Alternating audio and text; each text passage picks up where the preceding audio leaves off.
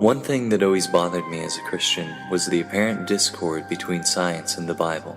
The story of Genesis, for example, seemed to be completely at odds with important scientific concepts like the Big Bang, evolution, and even the age of the universe.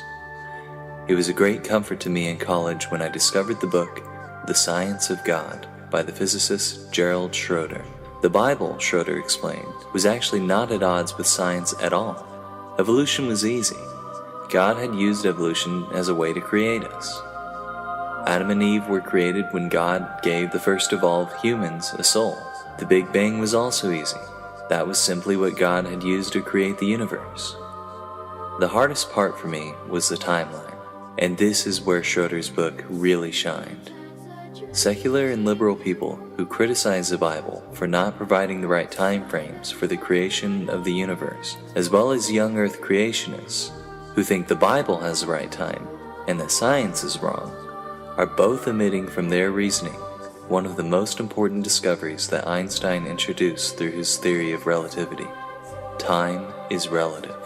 The time experienced by a person in one gravitational or velocity reference frame is different from the time experienced by someone in another.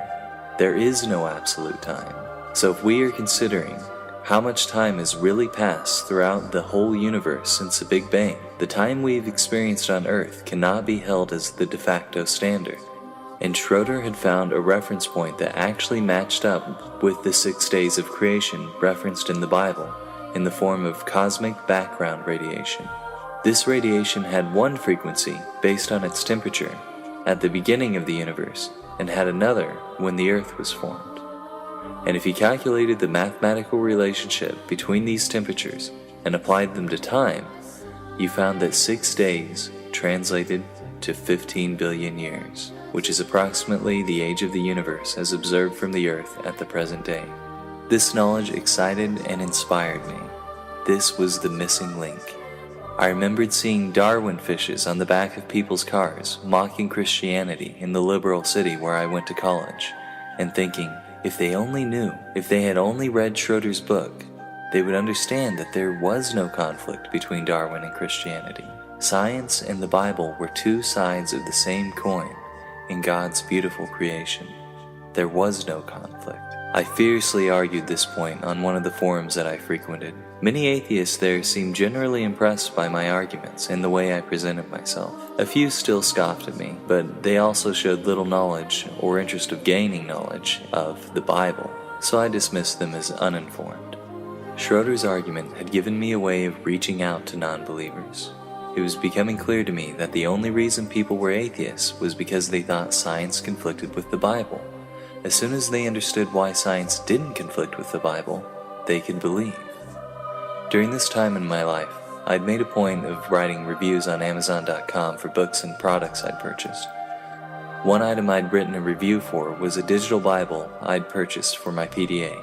From time to time, I would check back to my reviews to see if anyone had found them helpful. On one of these occasions, I came back to see another review had been written after mine. It was titled, Same Problems. After the problems of navigating in it are mastered, the reader of the Bible will find the same old problems of credibility that exist in any of the other Bible translations or formats. The talking snake, the sun and stars created after the earth, the sun placed in the sky after fruit trees are on the earth, woman created after man, rainbows not occurring until after Noah's flood, sticks turned into serpents, a woman turned into a pillar of salt, little children killed on God's orders because they were unlucky enough to have the wrong parents, and so on. I'm still waiting for the Bible translation honest enough to begin in this sort of way. Warning. Literal belief in these stories may be hazardous to your health. Bear in mind that they were written by primitive and superstitious Bedouin shepherders, ignorant by today's standards. At first, I was very perturbed by this review and found it completely inappropriate. My review and most other people's reviews had been about the navigation issues of this Bible. No one had had the audacity to write a review about the content of the Bible itself, a topic which I felt was too massive and intricate to fit into an Amazon review. But then I caught myself. This was probably just another person who didn't know that the Bible and science were compatible. Instead of judging them, I should reach out to them.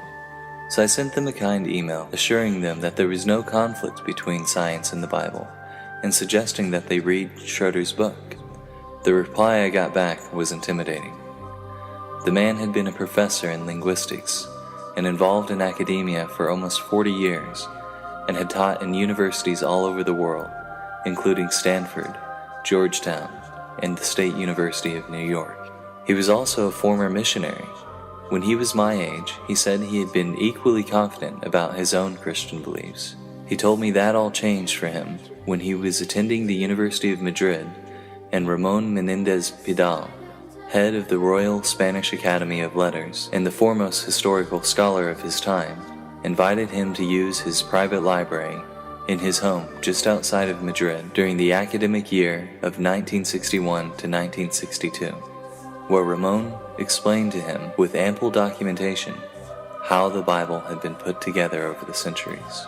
That kind of varied cultural and linguistic background, he said, enables me to appreciate the fact that there is no way for most people from the Judeo-Christian tradition even to begin to understand what they mean by the term God, unless they are at minimum acquainted with material such as found in easily accessible books like A History of God by Karen Armstrong and Who Wrote the New Testament by Burton Mack. What physicists in general write about God is, within an adequately educated perspective, simply childish and silly from even a rudimentarily historical point of view.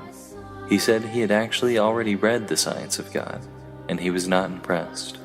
He explained how physicists like Schroeder have a tendency to reach beyond areas of their expertise, make foolish mistakes in reasoning, and show little comprehension for the cultural context of the humanities on which they are commenting. But if Schroeder's book makes sense to you, then that helps you at this stage in your life. I felt a mix of emotions in response to this letter. First, I was a little annoyed by that last statement, which I found condescending. Second, it was clear that I was completely outclassed by this man in terms of experience in theology and the humanities. Finally, this was the first time that I had felt a real challenge to my beliefs by a sophisticated, knowledgeable, and well-spoken person. It was clear to me that talking to this person was exactly what God wanted me to do. I had never heard of the books he had mentioned. I had never heard anyone say the types of things that he was saying. It was clear to me that God was bringing me knowledge through this man, and I was sure that once I had received that knowledge, God would use me to turn him back to a relationship with him.